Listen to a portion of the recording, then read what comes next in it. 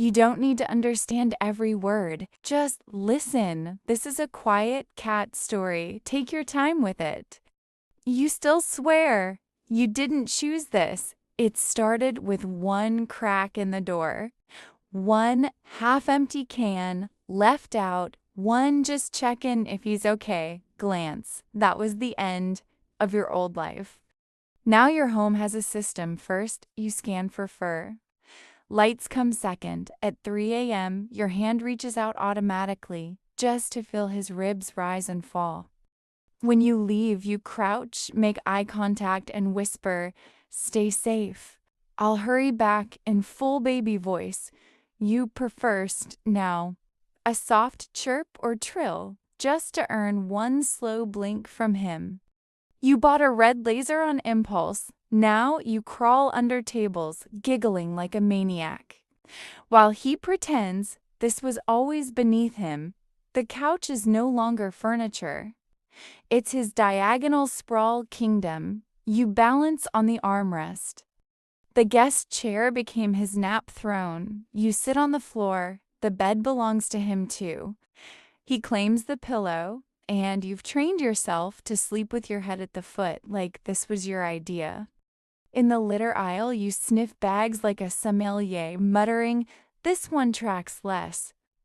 Grocery runs include an automatic detour to the pet food shelf. You buy 3 extra cans, just in case he gets picky. Zoom calls stay muted because he's yelling at birds outside. You apologize to colleagues without explaining. You only vacuum when he's not looking because the noise makes him hide for hours. On laundry day, you fish his fur out of every sock like it's treasure your phone lock screens. Is his smug face mid-yawn? Your camera roll is 90% him. Tongue out, blackout, keyboard victory march. Coffee assassination, 4 a.m. existential stare. The butt-in-face wake-up call. You've named his Zoomies, the nightly Olympics, and commentate alone. You say good boy when he uses the scratching post, like he understands the economy of praise. You troll black coats before dates, then cancel anyway because he might miss you.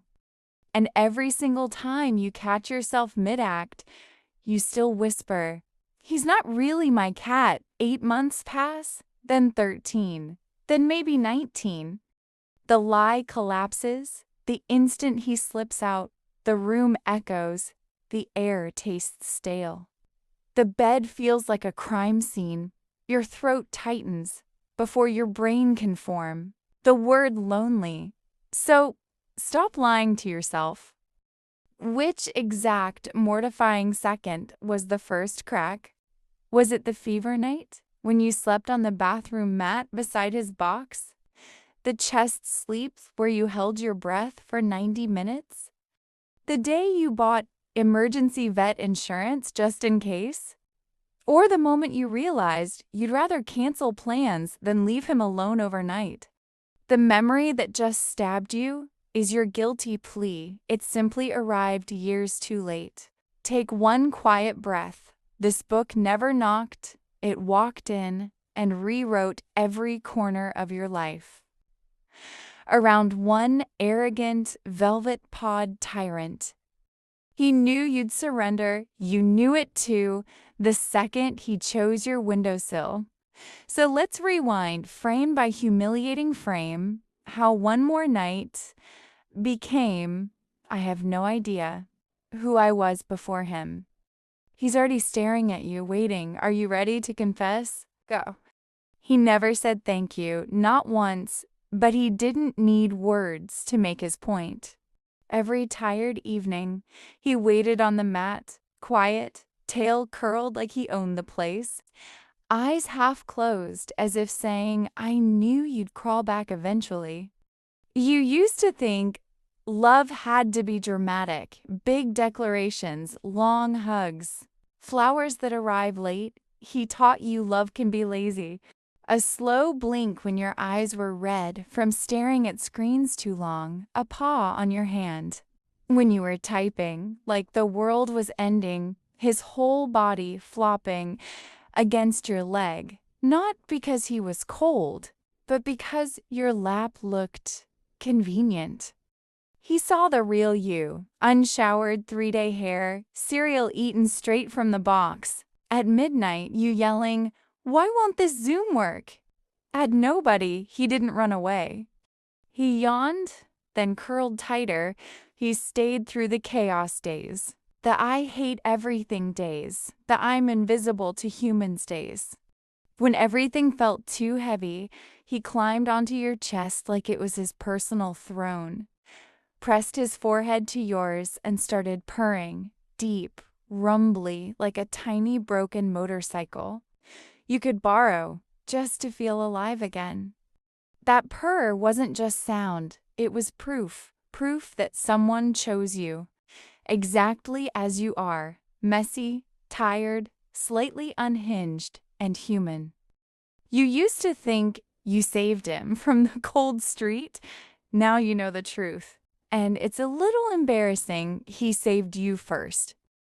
From eating alone, from silence that hurts, from believing love had to be perfect, and never knock over a water glass at 3 in the morning. So tell me, which small, ridiculous moment made you realize he wasn't just a cat? Was it the night he waited by the door 40 minutes after you were late? Then pretended he didn't care by immediately walking away? The morning he refused breakfast until you sat next to the bowl like a hostage negotiator? Or the time, right in the middle of a panic attack, he pressed against you so hard you almost lost your balance, then looked at you like, "Stop being dramatic, human."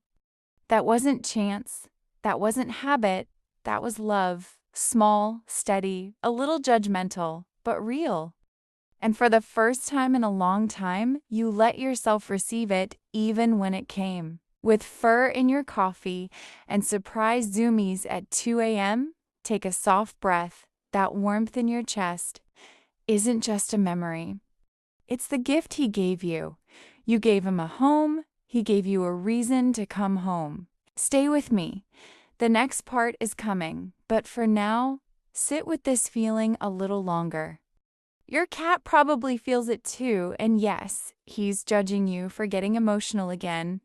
He never asked for much, just a sunbeam that hits the floor at 10:43 a.m., just the same cardboard box, even after you threw it away twice. Just your lap at exactly 8:49 p.m., no negotiations. You used to set boundaries. No sleeping on the keyboard, no knocking over plants, no staring at me while I eat. He ignored every rule with perfect dignity. Somehow, your boundaries quietly turned. Into his schedule, the keyboard became his throne from 9 at night until you gave up. The plants moved to higher shelves after the third silent casualty. You eat slower now because he sits 3 inches away, watching every bite like a tiny food critic with strong opinions. You've started narrating your life to him. "Today was rough, buddy." He yawns. You feel understood. Toys appear everywhere, under the couch, behind books, inside cabinets. You swear we're closed. You find a crinkle ball inside your shoe and smile like an idiot before anyone notices. You've become a detective, lost toy, full search. Missing cat? Windowsill, laundry basket, top of the fridge, inside the empty suitcase. You were sure was zipped. He's there, looking smug. You've laughed so hard at his 2 a.m. zoomies that your stomach hurt, running laps around the apartment like he's training for something important. You sat on the floor, cheering him on, fully aware the neighbors probably think you've lost your mind. You don't correct them. Because on the quiet nights when the city won't shut up outside, he climbs onto your chest, places one paw right over your heart, and purrs until the noise fades.